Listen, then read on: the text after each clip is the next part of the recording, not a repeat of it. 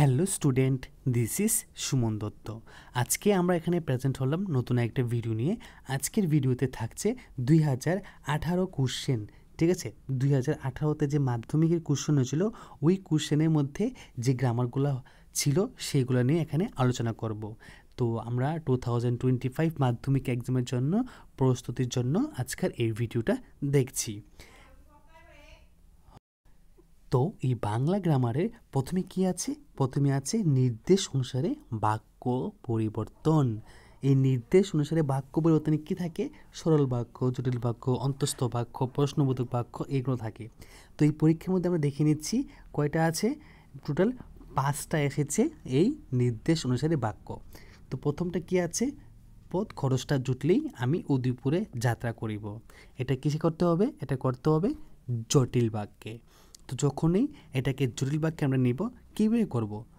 যখনই পথ খরচটা জুটবে আমি উদয়পুরে যাত্রা করিব। ঠিক আছে, যখনই পথ খরচটা জুটবে আমি উদয়পুরে যাত্রা করিব। এর উত্তর এটা। ঠিক আছে, দুর্বলের অবলম্বন মিথ্যা কথা। কিসে করবে এটা? প্রশ্নবোধক বাক্যে। দুর্বলের অবলম্বন কি মিথ্যা কথা নয়?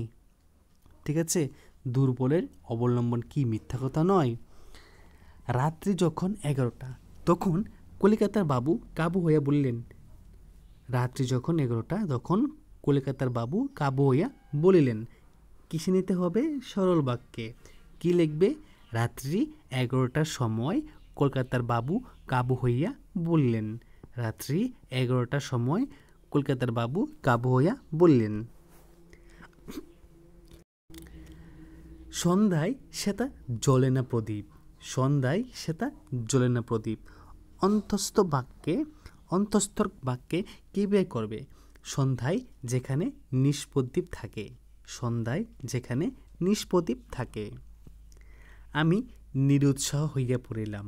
আমি নিরুৎসাহ হইয়া পড়িলাম। এটা নাস্তার্থক বাক্য। ঠিক আছে, নাস্তার্থক বাক্য। আমি আর উৎসাহ পাইলাম না। আমি আর উৎসাহ পাইলাম না। এখন হলো সন্ধি বিচ্ছেদ। এখানে সন্ধি বিচ্ছেদ এসেছিল। তাহলে 5টা এখানে সন্ধি বিচ্ছেদ ছিল। প্রথমটা কি? নীরব। নীরবটা সবসময় রাখবে নি যুগ রব। কি? নিযুগ রব। এখানে দুটো এই যে বিসর্গ আছে দিয়ে দেবে। তারপর সংগ্রহ সমযোগ গ্রহ। সমযোগ গ্রহ। অন্বেষণ অনুযোগ এষণ। তন্মধ্যে তৎযোগ মধ্যে। স্বেচ্ছা সযোগ ইচ্ছা। স্বেচ্ছা সযোগ ইচ্ছা।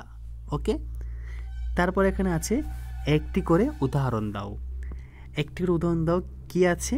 যে তদ্ভব শব্দ। এই তদ্ভব শব্দ একটি উদাহরণ কি? দই। তোমরা পারলে চেঞ্জ করে লিখতে পারো। তারপর হচ্ছে অর্থের প্রসার। অর্থের প্রসার কি? এখানে কালি। এখানে যে কালি আছে, এখানে কালি আছে, এই কালি হলো একটা রং। এই কালি থেকে আরও কালি আসছে কি? যে কোনো রং। অর্থের প্রসারে আমরা একটা কালিকে বোঝাই রং, আবার সেই কালিকে এখন কি বোঝাই? যে কোনো রং। ঠিক আছে, নিত্য সমাস অন্য দৃশ্য দৃশ্যান্তর। নিত্য সমাস অন্য দৃশ্য থেকে কি আসছে? দৃশ্যান্তর। অনুজ্ঞা বাচক বাক্য। মন দিয়ে পড়াশোনা করবে। তদ্ধিত প্রত্যয় আ। তদ্ধিত প্রত্যয় একটা এক্সাম্পল হলো আ। এই আটা কখন ব্যবহৃত হয়? যেমন দেখো রোগ আছে লেখা, রোগ। তো রোগের সাথে আ যোগ করলে কী হবে? রোগা। ঠিক আছে, তদ্ধিত প্রত্যয় একটা হলো আ। যেমন একটা এক্সাম্পল রোগ, তার সাথে আকার যোগ করলে কী হবে? রোগা। ক্লিয়ার? তারপর এখানে আছে বেশ বাক্য সহ সমাস নির্ণয় করো। মানে তখন সমাস এসেছিল। হরিণ নয় না। হরিণ নয় না। হরিণের মতো চোখ। উপমান কর্মদ্বারায় সমাস। রাজপথ পথের রাজা। সম্বন্ধ তৎপুরুষ সমাস। সেতার 60টি তারের সমাহার।